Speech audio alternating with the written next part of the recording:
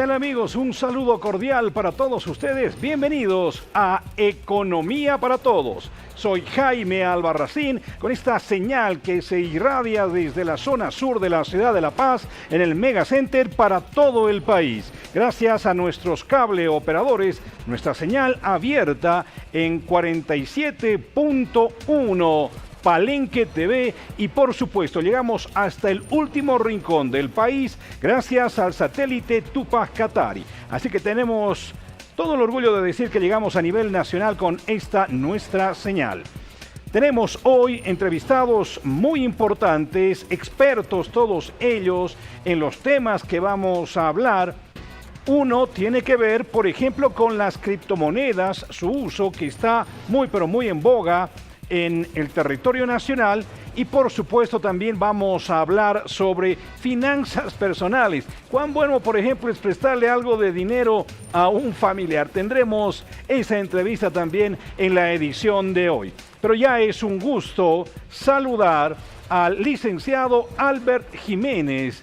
Créame, él es docente universitario en la Universidad Loyola, pero además es un experto en temas financieros, en asuntos económicos, así que les saludo cordialmente, un gusto que estés nuevamente en las pantallas. Albert, voy con una primera pregunta que está en relación a aquello que habíamos propuesto, el tema de las criptomonedas, pero desde una doble visión o doble enfoque.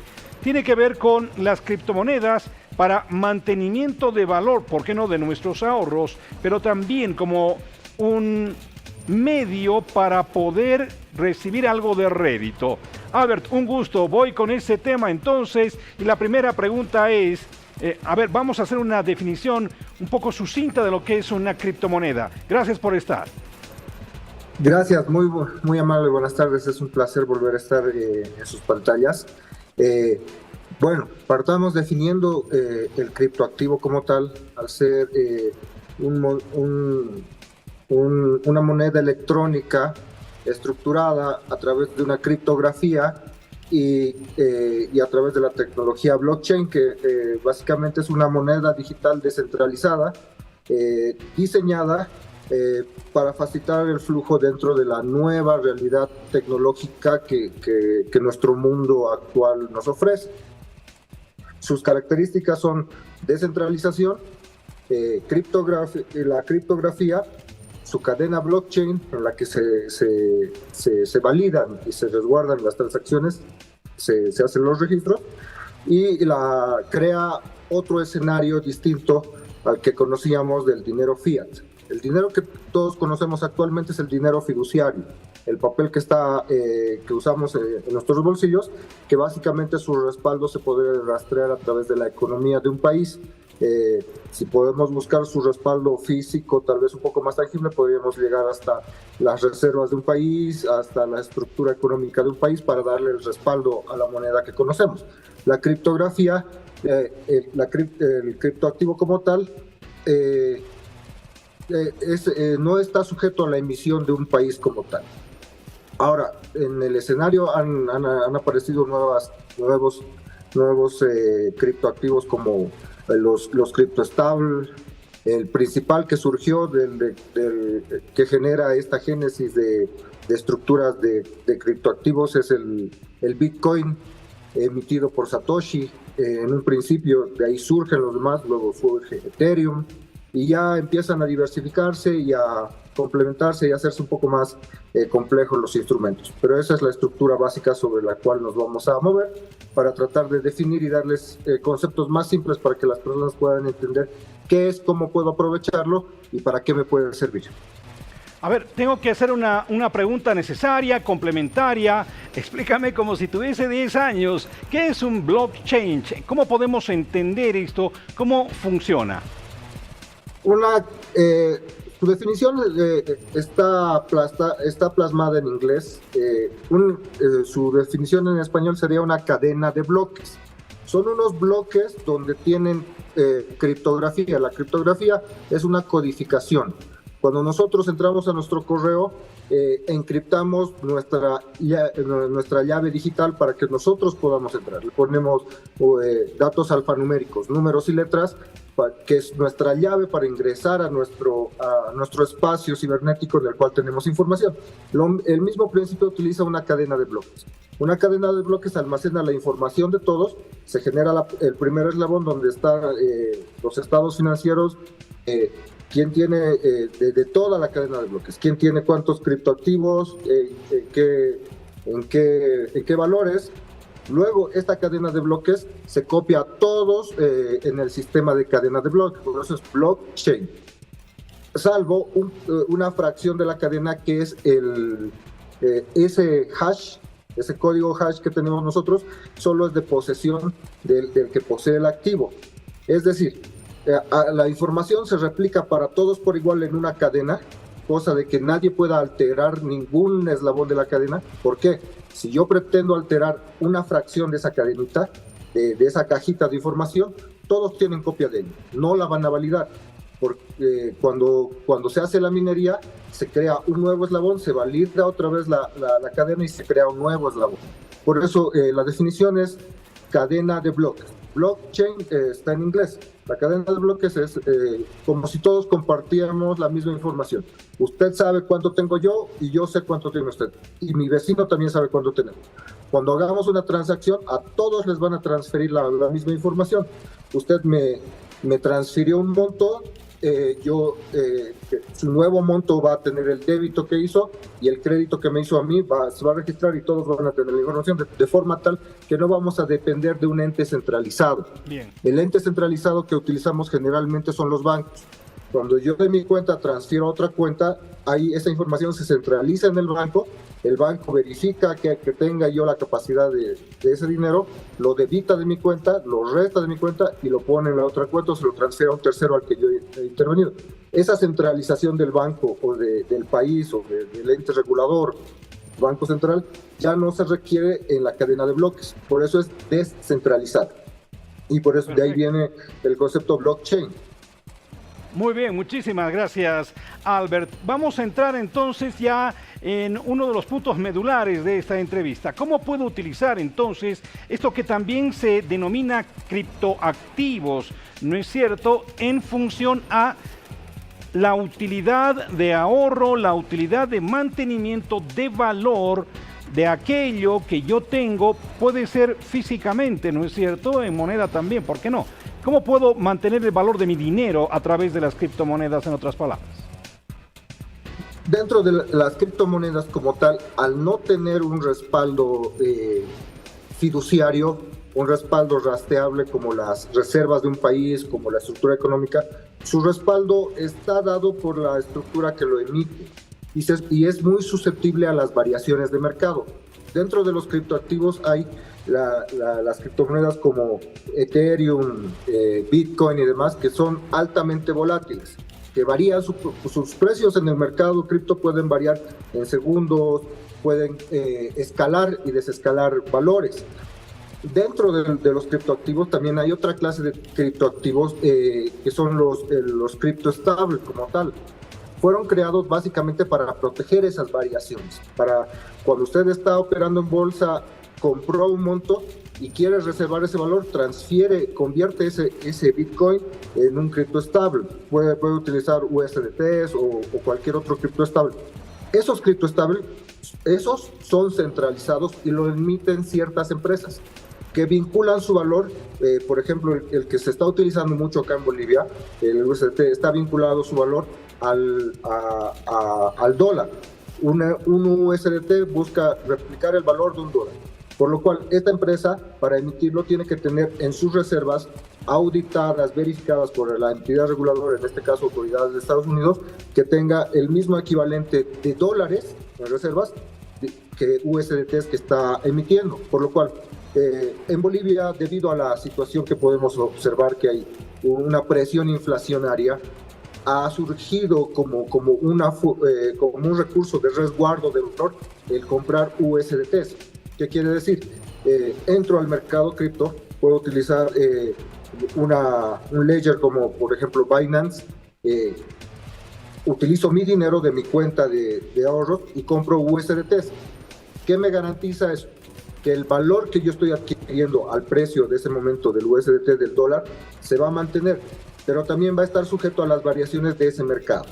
Pero aún así, si yo veo que mi escenario, por ejemplo, en un escenario como Bolivia, donde la inflación nos está presionando, donde el valor de mi dinero se está deteriorando gradualmente, porque para eso se crearon los criptoestables, para eliminar la volatilidad de un activo, este criptoestable va a mantener su valor estático, más estático que cualquier otro activo. Bien. Generalmente los criptoestables aparecieron, se utilizan en mayor medida en países donde la inflación impacta de forma agresiva. Por ejemplo, Venezuela, Argentina, en momentos inflacionarios y picos inflacionarios, la población se ha refugiado en USDTs. Perfecto. Y así protejo mi capacidad adquisitiva del dinero del país que estoy utilizando, de mi dinero fiat. Ahora, vamos a ver, yo he utilizado ya estos criptoactivos para mantener el valor de mi dinero. Si tenía unos buenos dólares por ahí, ¿no es cierto? Ahora, la pregunta es, una vez que yo decido, digamos, de un tiempo pertinente, ¿no es cierto? Voy a poner un ejemplo simplemente. Un año, digamos, quiero volver a monetizar este criptoactivo. ¿Es posible? Obviamente no tendría que haber pérdida de valor, ¿no es cierto? Vamos a asumir algo. Toda inversión implica un riesgo. Hay activos de mayor riesgo y activos de menor riesgo. En este caso, cuando usted decide refugiarse en un criptoactivo, recuerde que uno debe monitorear los valores del activo que estoy utilizando. Que los valores no tengan pérdidas, márgenes de pérdidas que yo no pueda aceptar, y también puede generar unos márgenes menores de ganancia tal vez. En un año, usted no se le recomienda comprar el criptoactivo, dejarlo ahí como si no le fuera a pasar nada, los valores se mantenieran estables, pero sí hacerle seguimiento.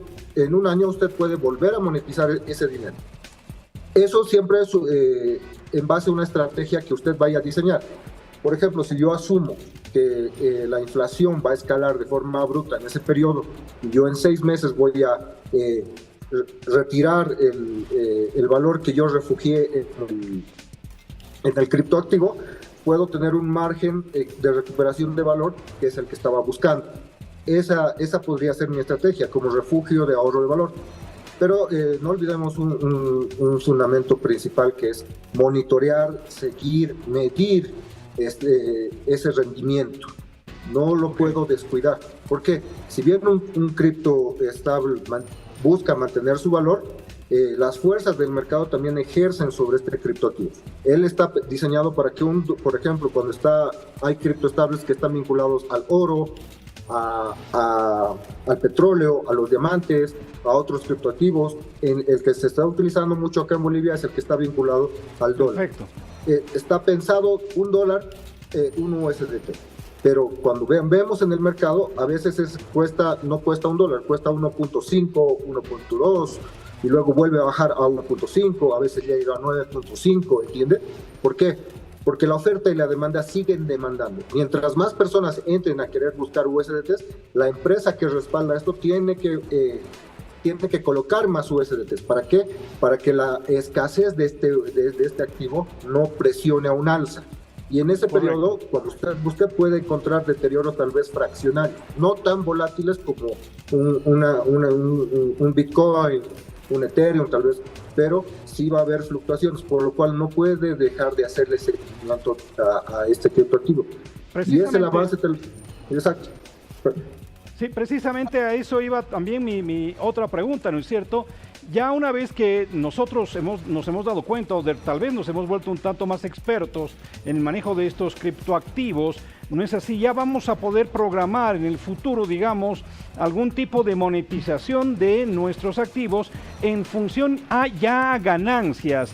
Es decir, esto parece que va creciendo en función al tiempo, es decir, no sé, voy a poner un simple ejemplo, espero que tú me corrijas si me equivoco mucho. El tema de un depósito a plazo fijo, por ejemplo, que va a tener un porcentaje de utilidad en un tiempo determinado. De repente, en el manejo de este tipo de monedas virtuales, el lapso sea más amplio. ¿Qué nos dices al respecto? Ya en función a tener una utilidad mayor de esta inversión, o si quieres ponerlo ya en esos términos, que estoy haciendo de mis activos? Sí, recordemos algo, que el cambio tecnológico en el cual en nuestro mismo contexto nos está insertando de forma abrupta, ya sea que nuestro mercado bursátil se haya desarrollado o no, hemos visto en nuestra realidad que nuestra sociedad está integrada a través de los dispositivos, el acceso al mercado, las plataformas y demás. Por más cerrada que sea nuestra economía, tenemos como principio fundamental saber manejar estos instrumentos. Dentro de la estructura productiva yo debo de poder hacer transacciones en estos criptoactivos para facilitar el intercambio tal vez de suministros y demás. Ahora, dentro del mercado de criptoactivos, para hacer depósitos a plazo fijo y buscar rendimientos fijos en un criterio de aberración al riesgo, que quiere decir que yo le tengo miedo al riesgo, así lo que voy a buscar es un rendimiento casi seguro como puede ser un DPF, existe la forma. Las plataformas para hacer estas transacciones, por ejemplo en USDTs o en criptos, nos otorgan márgenes de llamada, se llama llamada al margen. Usted puede programar que máximo de su activo financiero en criptomoneda puede aguantar una pérdida del 5% y lo marca. Cuando ese activo haya caído al 5%, le va a llegar un mensaje a su celular y va a saltar como su margen ya llegó, y también puede programar a su plataforma para que lo saque de la operación, o también le va a poner un margen superior, que quiere decir, usted pretende ganar un 10, un 20%. Si pretende al 20% venderlo, hacer la lógica de comprar barato para vender caro, también la plataforma le ayuda. Ahora, en la lógica de depósitos a plazo fijo, también puede programar su compra para su venta en meses, en 3 meses, a semestral, a semanal, y si quiere también lo puede hacer de forma anual. Lo puede hacer de forma automática, o le puede pedir que le haga un llamado, un mensaje, por lo general manda, para que programe ese esquema de inversión que usted está buscando.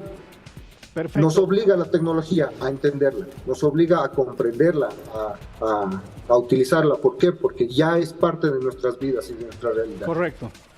Bien, lamentablemente, Albert, tengo muy poco tiempo ya, pero este tema es demasiado apasionante, ¿no es cierto? Para adentrarnos a un mundo nuevo. Ahora, mi última pregunta es, Albert, obviamente, si yo de repente recién me estoy iniciando aquello, tendré que acumular muchísima información, recibir muchos consejos, porque hay que tener bastante cuidado con el uso de este tipo de criptoactivos, ¿no es cierto? Evidentemente, el cambio que hemos sufrido actualmente con el cambio estructural que estamos viviendo, la variación de precios que están siendo, se están sintiendo ya en nuestra realidad, nos obligan a tener resiliencia inmediata, adaptarnos de forma inmediata. Si bien hay que tener cuidado con, uno, la información que usted está emitiendo, siempre tener resguardo de las contraseñas. 2, verificar que las plataformas que usted está utilizando tengan regulaciones acreditadas, por ejemplo, por las autoridades. En el caso de Binance, es una de las más grandes y está acreditada y regulada por Estados Unidos. Siempre tener cuidado de utilizar variaciones de contraseñas y demás, informarme. No podemos darnos el lujo, en algún caso, si lo que yo quiero es refugiar mi dinero, mi trabajo de ahora, para que no pierda valor de adquisición a futuro, no podemos darnos el lujo de esperar mucho. El cambio tecnológico ya sucedió. Los jóvenes, a través de plataformas como TikTok, también están monetizando dinero electrónico, que también otros lo convierten en criptos y demás, y siguen fluctuando. A nosotros nos toca adaptarnos. Uno de los principios básicos es verificar la plataforma, verificar que tenga las regulaciones, las certificaciones de las reguladoras, y 2, mínimamente a la par, la tecnología se presta para que veamos los tutoriales, para que veamos reseñas del instrumento que estamos utilizando, y de cómo utilizar, cómo hacer la compra, cómo verificar y qué cuidados tener. Pero exige que seamos ligeros en la resiliencia para proteger nuestros activos como tal. Perfecto, excelente, Albert, te quedo muy agradecido. Bueno, como dije anteriormente, este es un ámbito donde podemos ir y seguir escarbando conocimiento, ¿no es cierto? Así que amerita una segunda parte, así que muy pronto seguramente también te voy a estar volviendo a convocar para seguir hablando de este asunto, que es muy interesante y bien empleado, puede resultar en una herramienta interesante para mantener el valor o para ganar algo más de dinero, ¿por qué no también hacer algún tipo de transacciones? Albert, por ahora simplemente me queda agradecerte, no sé si quieres decir algo muy breve, por favor. Le quedo agradecido, siempre es un placer para hablar de temas apasionantes así y de nuestra coyuntura. Muchas gracias.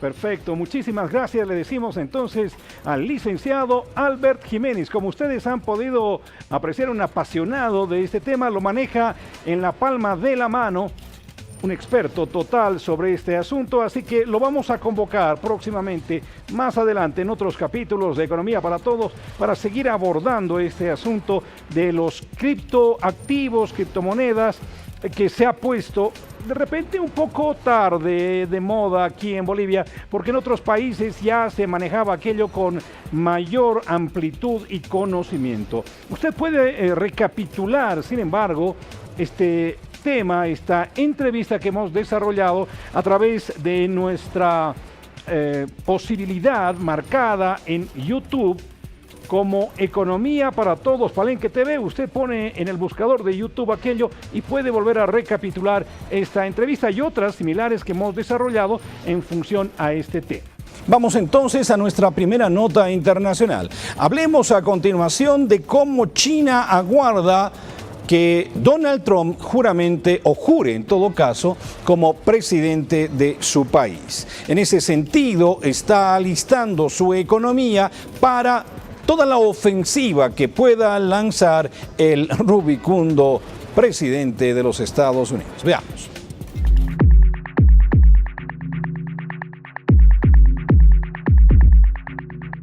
El libre mercado y el desarrollo tecnológico son elogiados por Occidente, pero cuando es China quien lo lidera, de repente a Estados Unidos ya no le parece tan maravilloso. En su afán por frenar el rápido crecimiento económico, militar y tecnológico de China, Estados Unidos ha amenazado con aplicarle un nuevo paquete de sanciones. Sin embargo, no es la primera vez que Washington recurre a bloqueos y restricciones contra el mercado chino, que en los últimos 5 años ha sido blanco de una constante lluvia de sanciones. Pero más allá de generar un daño a la poderosa nación asiática, paradójicamente, los resultados han provocado un giro inesperado en la geopolítica mundial. Sanciones de Estados Unidos fortalecen a China. El presidente electo de Estados Unidos, Donald Trump, en la antesala de asumir la administración de la Casa Blanca, ha amenazado a China con imponer aranceles de hasta un 25% a sus productos. Tendremos una buena relación con China, pero si vende fentanilo a Estados Unidos a través de México, vamos a poner un 25% de arancel.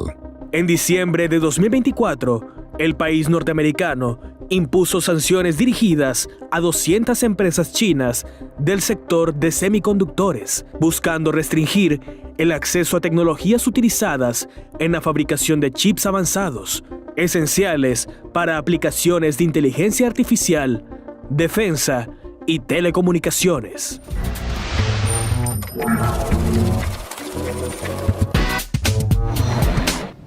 Comenzamos entonces aquí, amigos, este segundo segmento en Economía para Todos, destinado a recapitular los hechos más importantes de la semana. Comencemos entonces hablando sobre el presupuesto general del Estado, cuyo tratamiento ha sido dilatado y seguramente será postergado. Es muy probable que esta ley financiera ingrese de una manera expeditiva, de hecho, si usted quiere, en ejecución ya en los primeros días de 2025. Vamos entonces a hablar de esta preocupación manifiesta que se ha conocido esta semana.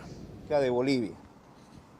Las instituciones representativas de la cadena alimentaria y productiva del país, CADEX, CAO, gremiales, Cámara de Transporte, CANIOP, CAINCO, junto al Comité Pro Santa Cruz, expresamos nuestra profunda preocupación y rechazo al proyecto del Presupuesto General del Estado 2025, porque atenta gravemente a la estabilidad macroeconómica, la seguridad alimentaria y jurídica de todos los bolivianos. De igual forma, nos inquietan las acciones que ha tomado arbitrariamente el gobierno nacional de suspender unilateralmente las exportaciones de aceite y la intervención abusiva de los ingenios arroceros. Rechazamos de manera contundente estas acciones, nos declaramos en estado de emergencia y en reunión permanente para defender la seguridad alimentaria y los derechos de las familias bolivianas, en especial la estabilidad económica. No permitiremos que decisiones políticas mal diseñadas debiliten aún más el tejido productivo del país. Exigimos al Gobierno Nacional y a la Asamblea Legislativa a priorizar las soluciones que beneficien a todos los bolivianos. Nosotros, como instituciones representativas, reafirmamos nuestro compromiso con la generación de empleo. Definitivamente es un hecho que ha marcado la realidad de muchas personas, fundamentalmente de muchas familias. Esta guerra declarada por el aceite entre gobierno y los agroindustriales de Santa Cruz. Hay carencia en los mercados. Sin embargo, se llegó a una suerte de acuerdo preliminar, si usted quiere, que a la fecha no se ha cumplido. Es decir, que se abastezca el mercado interno y luego se habilite una vez más la exportación a mercados internacionales. Pero de aquello, muy poco.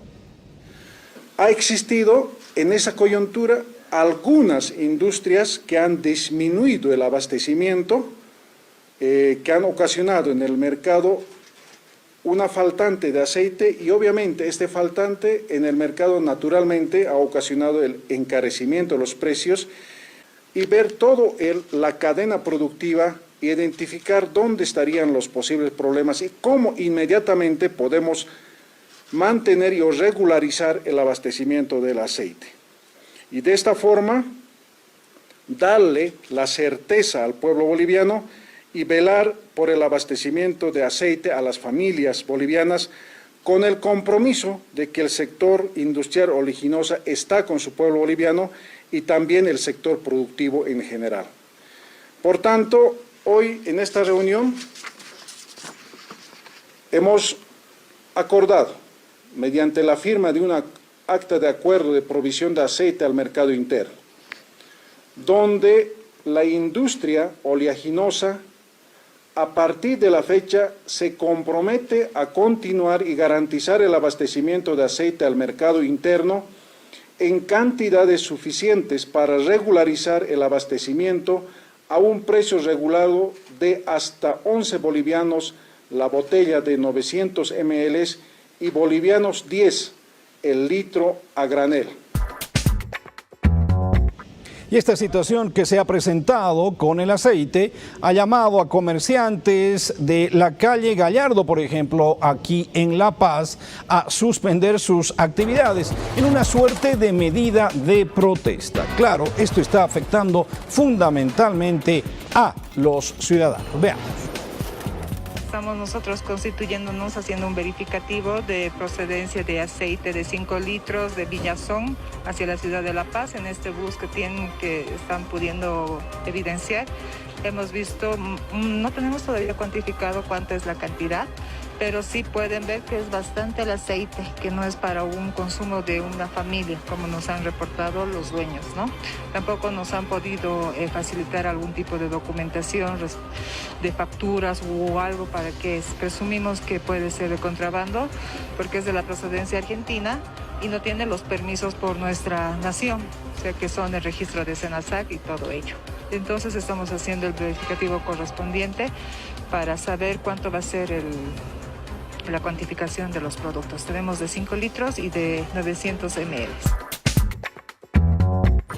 Sí, no nos queda más que hablar del aceite y más aceite en esta semana, porque la CAINCO dice que existen los volúmenes suficientes de oleaginosas en el mercado. La pregunta es dónde está, porque no solamente basta demostrar que hay aceite en los depósitos, ¿no es cierto? Tiene que haber aceite en los mercados, con documentos que certifiquen que se está entregando el producto. Sin embargo, esta carencia permanece y los de la CAINCO, por supuesto, están reportando cuantiosas pérdidas.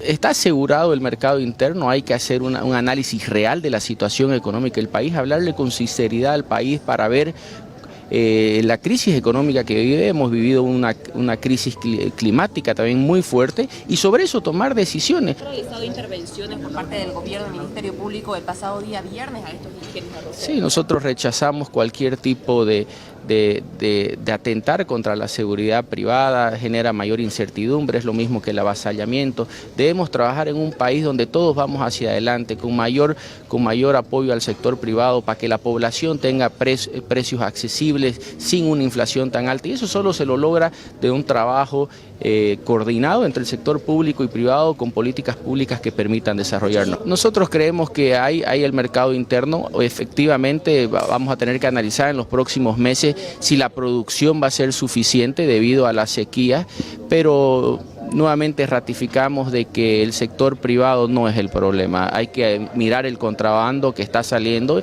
y que el Estado debe hacer todos sus esfuerzos para evitar que los productos, como antes entraban al país de contrabando, hoy se están saliendo. El problema de tener precios definidos ha hecho que para el extranjero que tiene otro tipo de moneda que hoy en día es mucho más rentable, entran, cruzan las fronteras y llevan productos. Y eso es contrabando, lo venimos diciendo hace muchos años y que hoy hay que atenderlo con mayor.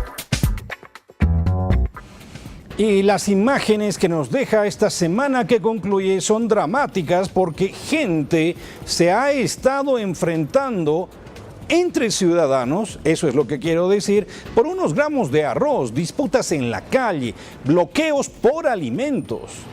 Esto es muy grave, cosas que no se veían desde el siglo pasado, pero en fin, han vuelto una vez más a tenerse presentes en esta lamentable realidad que está viviendo la economía boliviana. Evidentemente no, ha pasado desde el año pasado, ya tenía que venir esta situación, pero nuestro gobierno no soluciona nada, todo es mentira, todo es mentira. Si no se estabiliza el dólar, va a seguir subiendo todo, tiene que estabilizar. Ahora no hay para dólares para que exporten gasolina ni diésel, va a haber otra paralización, ¿ya? Eso hay que hablar al pueblo, y el pueblo, ¿por qué tiene que morir de hambre? ¿Ya? Claro, ellos están sobre la pata. No dicen cuándo van a comercializar. Nada, no dicen nada, más bien se están peleando a los que fabrican el arroz. No podemos quedarnos flemáticos, sin fuerzas ya, como en Cuba, cuando ya estemos completamente desnutridos, no tengamos ni fuerzas para reclamar. Yo tengo nietos que alimentar, mis nietos han quedado huérfanos, tengo que darles de comer a mis nietos, y ahora mientras yo tenga fuerzas voy a seguir reclamando, porque este es mi país. Esta gente arbitraria y prepotente de MAPA se ha molestado conmigo, no me quería dar esta ficha, porque es reclamado. Entonces, ¿en qué estamos? Estamos en dictadura, no hay democracia en este país, tienen que respetar mis derechos, así yo he reclamado. ¿La ficha para cuándo es? Supuestamente para el lunes, pero dicen que hay que estar a las 4 de la mañana. Supuestamente nos van a dar a 1 millón de aceite. Que no se va a abastecer de aceite, pero no dice la fecha exacta. Es la molestia que tenemos nosotros, porque no se nos han dicho en la fecha exacta. El día viernes no va a haber el aceite. Dos días estamos viniendo, desde las 3 de la mañana estamos durmiendo aquí. ¿Cómo nos van a hacer así? No hay aceite. Mira, nos han enumerado y todo. Y no hay nada, no hay respuesta, no hay nada. Y mira cómo vienen a hacernos ahí. Nos van a pegar. ¿Qué nos van a hacer? ¿Nos van a clasificar?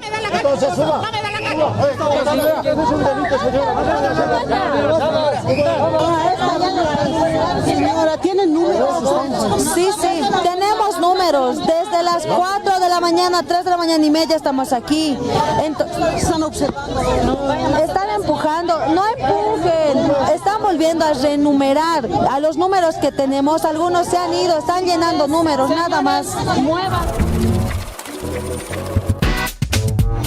Muchísimas muchísimas gracias por seguir junto a nosotros. Al inicio del programa le había anticipado que íbamos a tener 2 entrevistas muy importantes.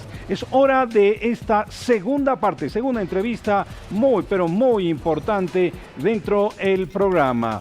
Vamos a hablar de educación financiera en función a aspectos familiares, que es fundamental hoy por hoy, habida cuenta que el dinero es uno de los recursos más escasos que se tienen al momento.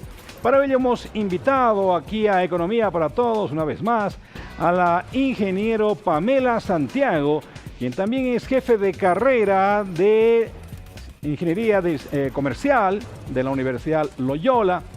Así que con ella vamos a abordar estos temas porque tiene muchísima experticia en enseñar y por supuesto en estos temas financieros. Pamela, un gusto tenerte nuevamente aquí en Economía para Todos. Voy a ir con este tema primero que te planteo.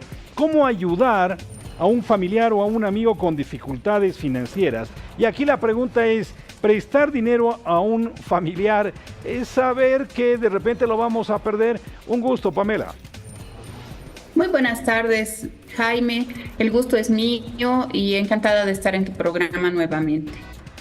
Prestar dinero a un familiar, ¿qué tal? ¿Qué me dices? ¿Es un buen negocio o no?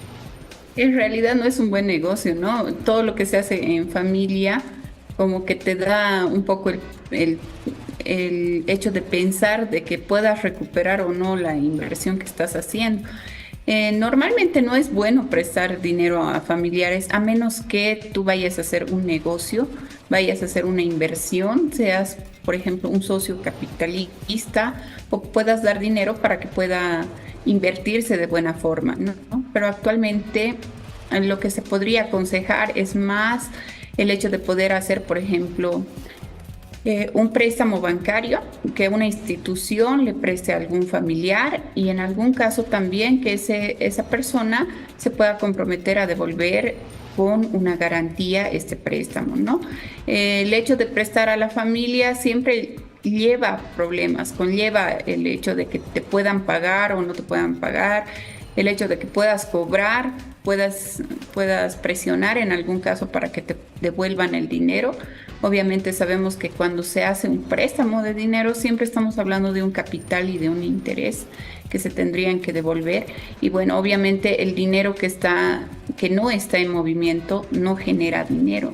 Entonces lo importante es que el dinero siempre esté en movimiento, siempre esté invertido y bueno, se pueda recuperar de varias formas, ¿no?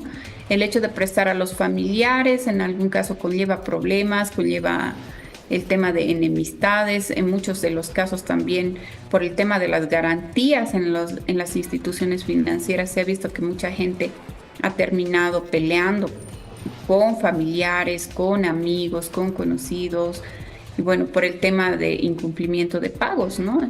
Entonces no es una buena idea a menos que se pueda trabajar en sociedad y bueno, el préstamo conlleve realmente a poder recuperar tanto el capital como el interés, ¿no? Y generar algún beneficio extra.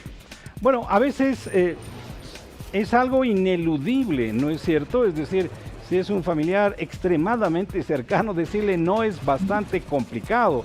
Bueno, a los amigos todavía, bueno, uno puede ser demasiado sincero y decirle no te voy a prestar, pero a un familiar es mucho más complicado. Entonces es posible y hay una alta probabilidad de perder ese dinero. En función de aquello, entonces debo entrar a una suerte de negociación. Si me piden, y solamente estoy colocando un ejemplo, 100 bolivianos, le diré, bueno, te voy a prestar, pero tengo 50 y después le entrego 30, ¿no? Es una forma de negociar. Es posible aquello para no arriesgar mucho y no perder mucho. Exacto. Bueno, el riesgo de prestar es el riesgo de crédito. ¿A qué se llama riesgo de crédito? El riesgo de crédito no es nada más que la posibilidad o probabilidad o de que no te paguen o de que te hagan un pago parcial, por ejemplo, ¿no? Entonces, como tú decías, el ejemplo de los 100 bolivianos, digamos que tú prestas los 100 bolivianos, puede ser que no te paguen absolutamente nada, ni el capital, ni los intereses, ni absolutamente nada. Y en el caso de que te puedan hacer un pago parcial, es lo que tú decías, ¿no? Que te pueden pagar y devolver 30 bolivianos y el resto lo puedes tener como dinero perdido. Entonces, ese es el detalle. En algunos de los casos sí, obviamente hay que ver por la familia. Cuando un familiar muy cercano te pide el favor, es prácticamente imposible que le puedas negar. Sin embargo, habría que medir precisamente el riesgo, para qué va a ser invertido este dinero, en qué va a ser utilizado, cómo se va a invertir, que sea en algún negocio confiable, que se realice una inversión en algo que la persona tenga conocimiento, no arriesgarse a nuevas actividades de las cuales se desconoce cuál podría ser la generación de un interés o de la recuperación de la inversión como tal. Ahora, bueno, algunas veces simplemente, inclusive, ¿no es cierto?, para lograr una suerte de acuerdo, de tener un principio de devolución o esperar que nos devuelvan, a veces se firman algunos pagarés, algún compromiso, algún empeño. ¿Cuánto sirve esto en este tipo de relacionamiento financiero, si tú quieres? ¿Funciona o definitivamente simplemente es algo efímero? En realidad funciona. Lo que tú me comentas en este momento es algo que lo conocemos en las instituciones financieras como una de las 5 Cs del crédito, que sería precisamente el colateral, que es también conocido como la garantía que piden las instituciones financieras, y en muchos de los casos la garantía no es más que una presión psicológica, ¿no es cierto? Entonces, a veces por el hecho de dejar un papel, por el hecho de que tú firmes algo, ya queda como un documento que va a conllevar precisamente a tener una mayor responsabilidad en la parte de devolución, sobre todo.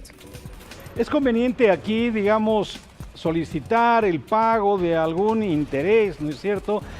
¿O es simplemente también una presión psicológica? Vamos a ver, a tu hijo no le vas a decir, me vas a devolver con intereses, pero de repente ahí simplemente es un juego psicológico, ¿no es cierto? Claro que sí. Bueno, la idea sería por lo menos recuperar el capital, ¿no es cierto? El capital, y en algún caso ver como rédito el beneficio que se va a obtener a través de la inversión que se realice. Sin embargo, o sea, el tema de intereses con la familia es un poco complicado, como te digo, manejarlo, porque son temas familiares, y en muchos de los casos lo que uno hace es proporcionar dinero para poder ayudar a la persona a que haga la generación de un negocio, de que haga una inversión y bueno, que pueda tener una fuente alternativa de ingresos, ¿no? Entonces, en ese caso, obviamente al inicio de operaciones de una inversión no se tienen normalmente los beneficios rapidito, ¿no? Dependiendo mucho del negocio, también habría que ver qué tipo de negocio se está haciendo, cuánto es la rotación de este negocio, la rotación de inventarios, por ejemplo. No es lo mismo ser comerciante, por ejemplo, y vender pan, que, por ejemplo, ser comerciante y vender inmuebles, ¿no? Entonces, en ambos casos se puede tener dificultades y diferencias. ¿Es mejor ofrecer de repente, en vez de un préstamo en dinero efectivo, alguna alternativa? ¿Se podrá dar este caso? Claro que sí. Existen varias alternativas, ¿no es cierto? En algún caso tú puedes constituirte como, por ejemplo, en un socio capitalista, podría ser. La segunda opción sería que tú puedas, por ejemplo, en algún caso, constituirte como, por ejemplo, en un garante personal para que la persona se financie de una institución financiera que se dedica a otorgar préstamos. Podrías cooperarle a tu familiar para que pueda acceder al préstamo y tú garantices la operación, ¿no? En algún caso también lo que se podría hacer es que esta persona, si por ejemplo tiene dinero en efectivo, actualmente hay muy buenas tasas en el mercado financiero para la parte de los depósitos a plazo fijo. Y recordemos que normalmente el depósito a plazo fijo se convierte en una de las garantías más accesibles y más sólidas, puesto que es una garantía líquida. Garantía líquida quiere decir que si en el caso no se paga la deuda, el mismo DPF hace efectivo el pago de la misma, ¿no? Entonces, realmente es un crédito que no tiene prácticamente ningún riesgo y que obviamente en los bancos se aprueba de inmediato. Actualmente, para los pagos a los depósitos a plazo fijo están más o menos entre el 6% al 8.5% anual. Es lo que te pagan porque tú dejes tu dinero en depósito a plazo fijo. y en algún caso los créditos con depósitos a plazo fijo están más o menos en esas tasas, ¿no? Entre el 6 y el 7% anual también. Entonces sería muy conveniente el hecho de poder prestarse el dinero. Si es que tú tienes un dinero que no piensas gastar o arriesgar al 100%, entonces sería bueno hacer ese tipo de garantía con el mismo DPF. Vamos a ponernos en la vereda del frente, es decir, yo soy el que necesita el dinero, ¿no es cierto? No el que va a prestar el dinero, sino yo soy el que está requiriendo el préstamo. ¿Es bueno apelar a un familiar cercano para conseguir estos recursos? ¿Debo tomar en cuenta que de repente voy a fallar y voy a perder no solamente tal vez el dinero, sino también a un familiar? Es decir, ¿es muy arriesgado aquello? Exacto. Toda la parte financiera es el negocio de los riesgos. Se dice que es, ¿no?, el hecho de poder prestar, el que no arriesga no gana, se dice, ¿no? Entonces, realmente lo importante es saber medir el riesgo, saber medir también la capacidad de pago. Existen precisamente para medir el riesgo, lo que te comentaba hace un momento, que eran las 5 Cs, que es poder medir la capacidad de pago, la coherencia, para qué tendría que prestarme, si voy a lograr poder pagar, si tengo alguna fuente alternativa de pagos, por ejemplo. El hecho de medir también la voluntad de pago de la persona. La persona también se la conoce precisamente porque puede ser muy responsable. Entonces, a una persona con la que tienes mucha confianza le puedes prestar, ¿no? Y si tú sabes también que vas a poder devolver, te arriesgas y pides el favor a un familiar. Si tienes el temor y la susceptibilidad de que no vas a poder recuperar, pues es mejor no prestarse, ¿no? Se dice en la parte de inversiones que ante la duda, el experto inversionista debe abstenerse, ¿no? Entonces, obviamente eso te enseña que si tú tienes la duda de que vas a poder devolver, pues es mejor no prestarse, ¿no?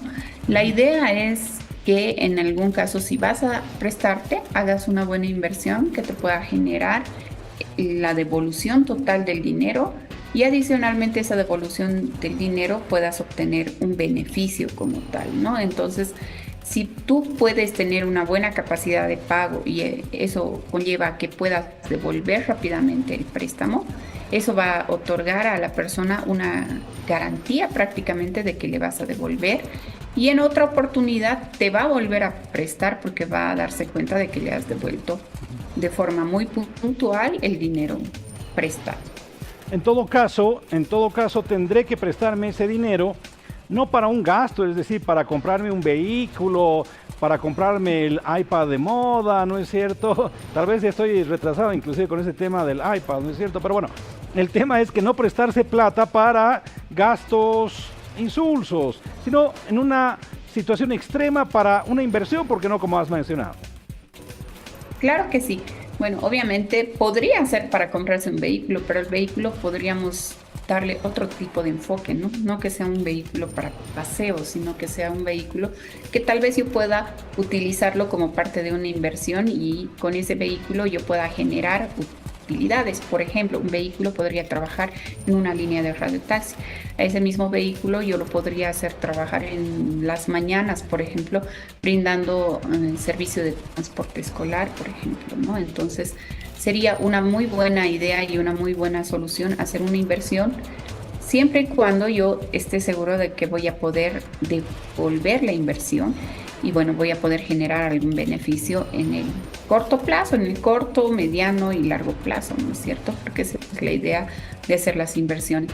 Cuando hacemos una inversión, estamos invirtiendo dinero, esfuerzo y tiempo. Son esos 3 componentes los principales de toda inversión. Si falta alguno de esos componentes o falla alguno de esos, ya no tenemos una inversión. La inversión se puede traducir en todo lo contrario, que sería el gasto, ¿no? Y el gasto es dinero que no vuelve, dinero que no retorna, que se contabiliza como algo inexistente, que ya no va a retornar más.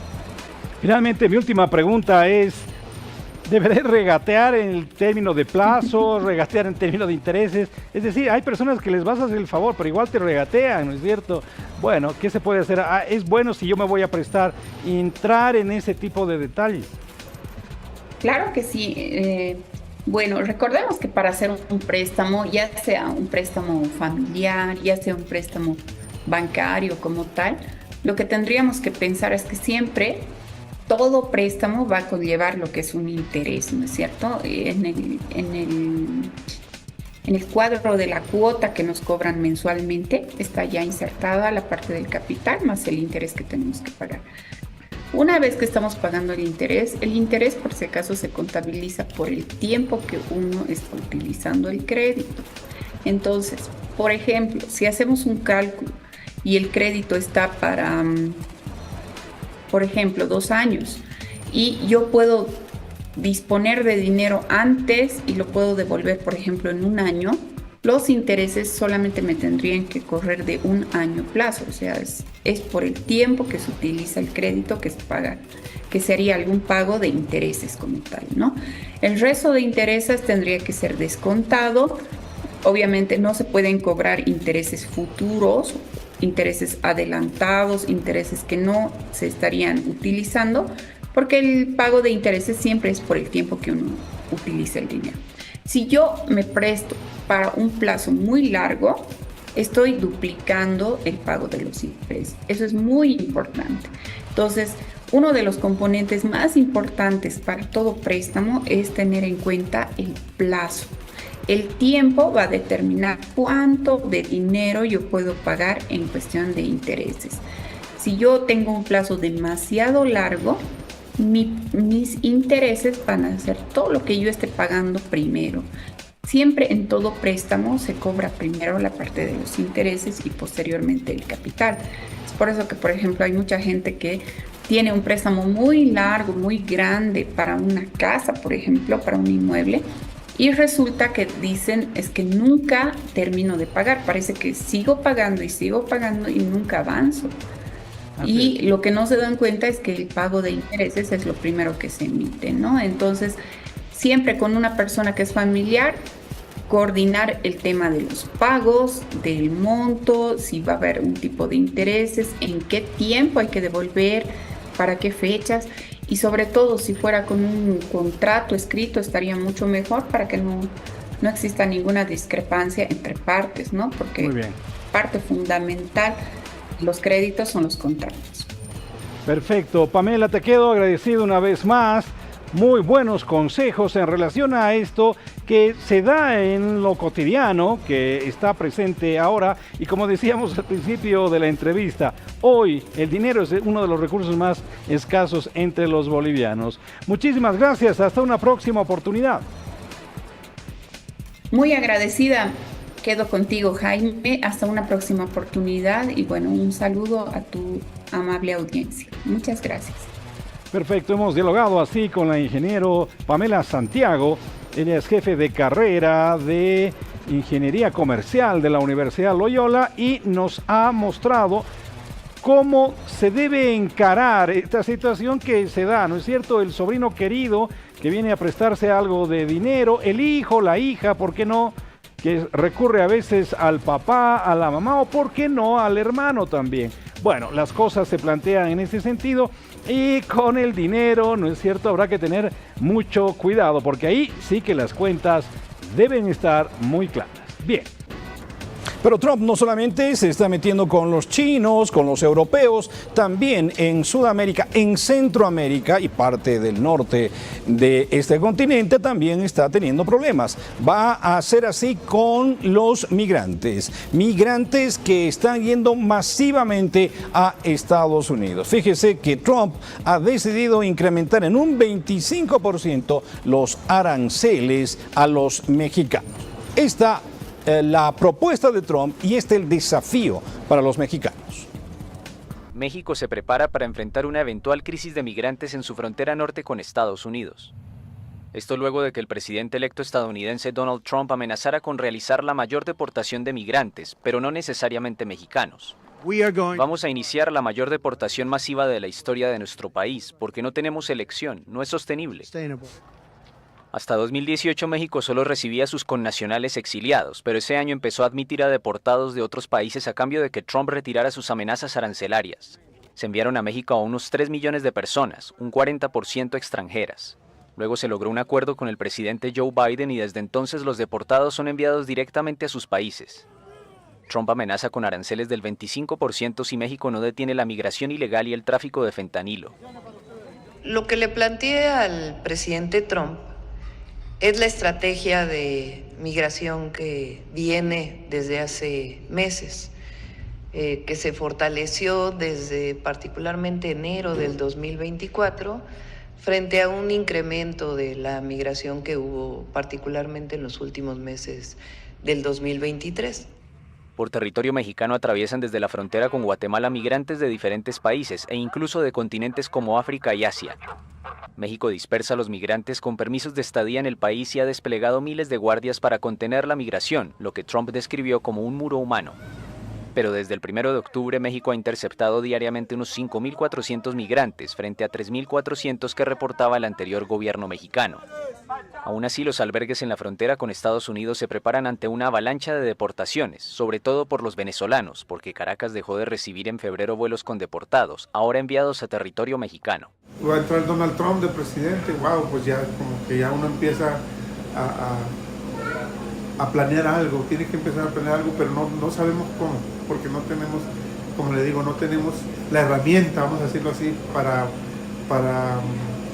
hacer un plan de trabajo. No tenemos los servicios, no contamos con infraestructura, no contamos con el apoyo necesario.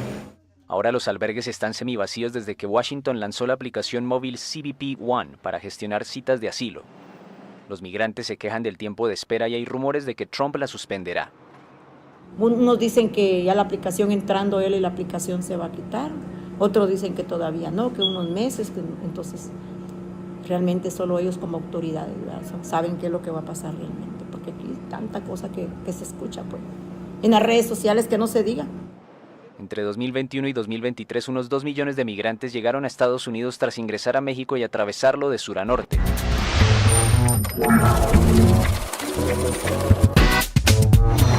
Recta final de Economía para Todos. Hoy en nuestras entrevistas hemos abordado el tema de los criptoactivos.